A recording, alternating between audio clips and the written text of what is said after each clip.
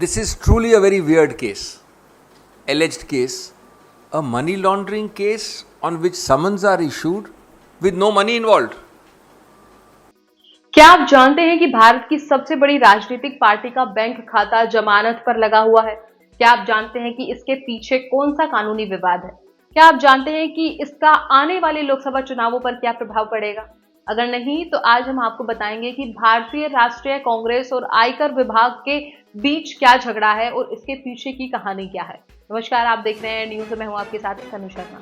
यह कहानी 2018 से 19 के आयकर रिटर्न से शुरू हुई, जब आयकर विभाग ने कांग्रेस पार्टी को 103 करोड़ रुपए का नोटिस भेजा। विभाग का कहना था कि पार्टी ने समय पर अपना रिटर्न नहीं भरा और अधिक से अधिक नगद दान देने के लिए जो कानून के खिलाफ थे, पार्टी ने इस नोटिस का जवाब नहीं दिया और बाद में अपना रिटर्न 105 करोड़ रुपए के रूप में संशोधित कर दिया। लेकिन विभाग ने ब्याज के साथ इस राशि को 135 करोड़ रुपए तक बढ़ा दिया।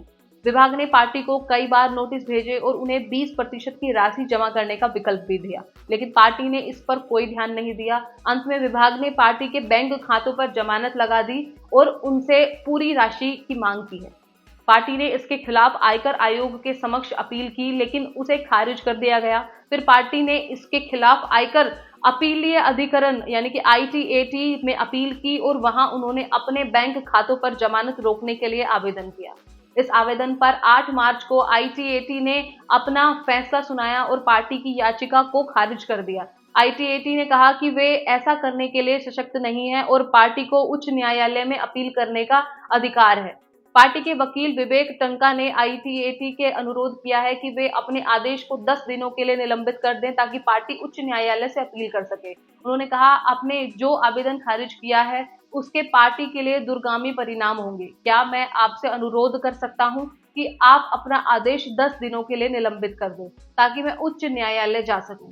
इस आवेदन का संबंध 2018 से 19 के आयकर रिटर्न से उठाए गए 210 करोड़ रुपए की मांग से था, जिसमें 105 करोड़ रुपए का टैक्स और 105 करोड़ रुपए का जुर्माना शामिल था। विभाग ने कहा कि पार्टी ने अपनी आय को छुपाने के लिए गलत तरीके से बुक्स बनाए और उन्हें नेशनल हेराल्ड केस में मिले 140 करोड़ रुपए का शेयर भी दिखाना चाहिए था। पार्टी ने इसका विरोध किया और कहा कि उनकी आय का सही हिसाब किताब है और वे नेशनल हेराल्ड के शेयरों को अपनी आय में नहीं जोड़ सकते क्योंकि वह केस अभी अदालत में लंबित है। पार्टी ने यह भी कहा कि विभाग ने उनसे बैंक खातों पर जमानत लगाकर उनकी राजनीतिक गतिविधियों को रोकने का प्रयास किया है और यह लोकतंत्र के खिलाफ है। इस मुद्दे पर राजनीतिक घमासान भी हुआ है और विभिन्न दलों ने अपने अपने पक्षों में बयान दिए हैं। भाजपा ने कहा कि कांग्रेस पार्टी को आयकर की चोरी करने का इतिहास है और कांग्रेस अपने गलत कर्मों के लिए जिम्मेदार है। उन्होंने कहा कि विभाग ने कानून के तहत कार्रवाई की है और पार्टी को अपना टैक्स चुकाना चाहिए।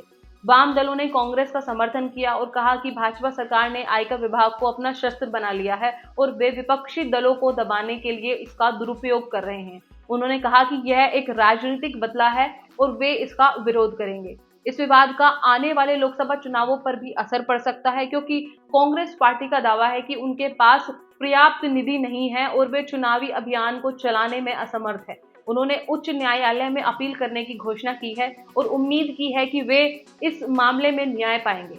आपको बता दें कि भारतीय कानून के अनुसार राजनीतिक दलों को उनके चंदे पर कुछ शर्तों के साथ आयकर से छूट मिलती है। यह छूट तभी मान्य होती है जब व्यक्तिगत चंदा 20,000 रुपए से कम हो और इसके पूरे दस्तावेज हो, जिसमें दानदाता की पूरी पहचान होनी चाहिए। यदि कोई एक व्यक्ति 20,000 रुपए से अधिक का दान पार्टी को देता है तो मौजूदा कानून के तहत वह चेक अथवा बैंक ड्राफ्ट के जरिए होना चाहिए। इस प्रकार यह बहुत ही रोचक और महत्वपूर्ण केस है जिसमें भारत की राजनीति, कानून और आर्थिकता का संगम है। आपको क्या लगता है कि इस केस का अंतिम फैसला कौन सा होगा? क्या कांग्रेस पार्टी को अपना टैक्स चुकाना चाहिए या वे इसके खिलाफ लड़ते रहेंगे? क्या इसका चुनावों पर कोई फर्क पड़ेगा या यह एक आम मुद्दा बनकर रह जाएगा? हमें अपनी राय कमेंट बॉक्स में लिखकर बता सकते हैं। इसके साथ साथ मैं तनु शर्मा आपसे विदा लेती हूँ, फिर मिलती हूँ नई अपडेट के साथ। तब तक के लिए आप बने रहिए ए न्यूज़ के साथ। नमस्कार।